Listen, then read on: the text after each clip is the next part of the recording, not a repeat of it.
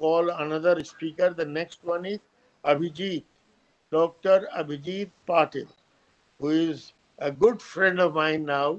He has been helping us in our transplant program in Patna also, and he is very keen in the transplant.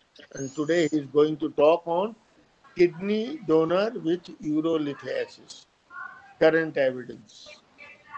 So, Abhijit,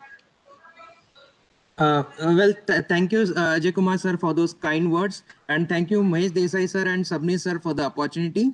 Am I audible and visible? you are visible, very, no problem. Okay. Okay. And Thank so, you. what do Okay. Well, I am Dr. Abhijit Patel speaking today on kidney donors with urolithiasis. What is current evidence and what is our experience? So, as CT angiography became a part of donor workup, there is increasing number of donors with non-obstructive asymptomatic stones which are diagnosed, and those donors could be rejected by centers with the risk of recurrence. And since we are short of donors, we should not be doing so. But in a study which did 2000 living donor candidates, the CT angiography came out with 3% of candidates who had passed symptomatic kidney stones and 11% had evidence of stones on renal imaging. And another study showed 5% of individuals had an evidence of asymptomatic kidney stones on CT. This could be small 1 to 2 mm calcification, the papilla, better known as Randall's plaques, of very uncertain prognostic significance. So how do we decide whether to take the donor or not? So it has to be based on the assessment of stone recurrence risk and the consequences of the kidney stones after donation. So one or more episodes of kidney stones were associated with a twofold higher risk of CKD found in a study. But a meta-analysis of a huge number of participants failed to find the stone as a risk factor for CKD in the donors. Well, now what are the risk factors for recurrent stones? So prospective studies have found that the recurrence rate of kidney stones is 15 per 100% years. And the factors which are associated with high risk of stone recurrence is younger age, family history of kidney stones, frequent and recurrent kidney stones. Well, coming on to our experience of urolithiasis in live related kidney donors. Well, this was a very good paper published in Journal of Endourology in 2013, where we analyzed 12 of our patients with 4 males and 8 females with a mean age of 52.3. Well, the donors with calculus can be managed pre-operatively or during bench surgery, better known as ex vivo. So we manage 5 of our patients with pre-operative ESWL and 1 patient with with a RIRS. Nowadays, we are more focused on pre-operative RIRS in clearing the donor stones. And out of the 6 patients which we did ex vivo, that is during bench, 1 patient we did with a 7 French pediatric cystoscope, we could do a URS. And in 2 patients, because of the tight ureter, we could not do it. So we did a pilototomy. And in 3 patients with a smaller than 3 mm stone, we just stented them. And then 2 of them had complete clearance. And then 1 had 3 mm residual at 3 months of follow-up and with no complications.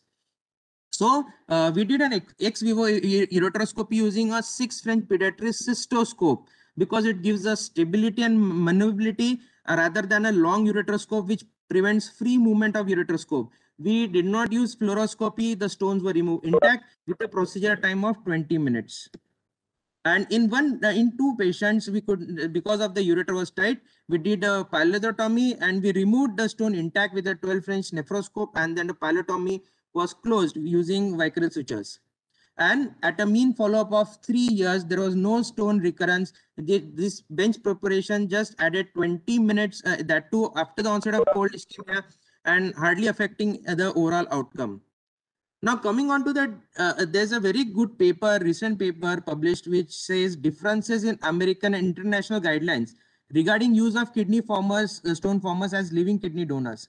Why this topic? Because there was a survey done in US regarding medical evaluation of living kidney donors, and as you can see, majority of the transplant centers in 1995 used to reject if there was history of stones and would accept stones only when it is not present and the metabolic studies were normal.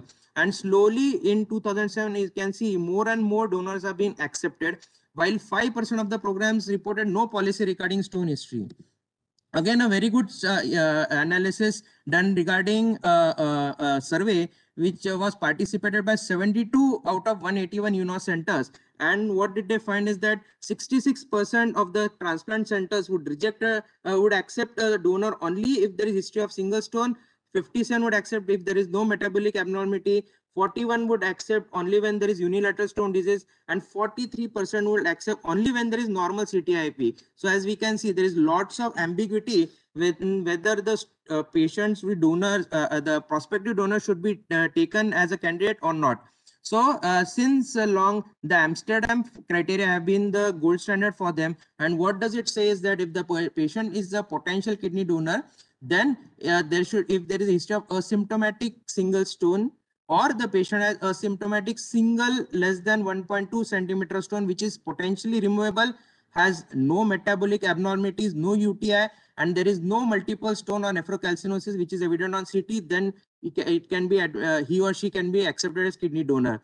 While if the patient has a stone types which have high recurrence rates, like cystine, stuoid, stones in setting of inflammatory bowel disease, recurrent stones on appropriate treatment, stones associated with inherited or systemic disorders such as primary enteric hyperoxaluria, distal renal tubular acidosis, or sarcoid are not an appropriate candidates for kidney transplant. Well, coming on to this busy slide, where all the recent guidelines have been compared regarding the kidney donors which should be accepted or not accepted. This includes American Society of Transplant Physicians, the Amsterdam criteria, the KDIGO guidelines, which are the latest guidelines, which is mostly followed all over the world, the UNOS guidelines, the American Society of Transplant, British Transplantation Society. Well, this can be divided into two parts: history of stones or asymptomatic stones on imaging. Majority of these guidelines say that leave the stone-free kidney with donor. The donor should have a normal metabolic studies. You should have an extensive donor and recipient counseling regarding the stone recurrence, and they should be with you for a long-term follow-up, either it be a donor or a recipient. If the patient has asymptomatic stone at the imaging, the donor should be accepted only when there is normal metabolic evaluation. The ACTP does not accept the patient. Amsterdam criteria says if it is single less than 1.5 centimeter and all the criteria which can be fulfilled, then it can be accepted. KDIGO and UNOS guidelines say only a small stone, they have not recognized the size. And the British Transplant Society says that a small stone can be accepted. Kidney, leave the stone-free kidney to the donor.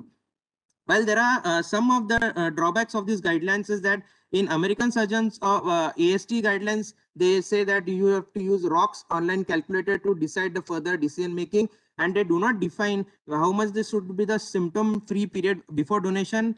And these two guidelines, KDIGO and UNOS guidelines, also do not mention about the size, number, laterality of the stones that can be accepted, the time to elapse after symptomatic stones have been happened. What about recurrent stone formers? And if there is a treatable metabolic abnormalities, should they be accepted or they should be rejected? There is no consensus about this.